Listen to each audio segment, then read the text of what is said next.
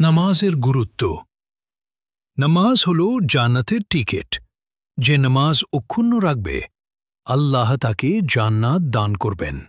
দুনিয়া বনাম আখিরাত। দুনিয়ার জীবন ক্ষণস্থায়ী, কিন্তু আখিরাত চিরস্থায়ী। আখিরাতের জন্য প্রস্তুতি নাও। আমানতের দায়িত্ব। যে আমানতের খায়ানত করে তার কোনো ঈমান নেই। ছোট কাজের গুরুত্ব। ছোট ছোট নেক কাজ হেলাফেলা করো না, এগুলোই জান্নাতের চাবি হতে পারে। ছোট কাজেই আছে বড় বরকত। দানের ফজিলত। দান করলে সম্পদ কমে না, বরং আল্লাহ তা বাড়িয়ে দেন। দানে রয়েছে বরকত। দোয়ার শক্তি। দোয়া হল মুমিনের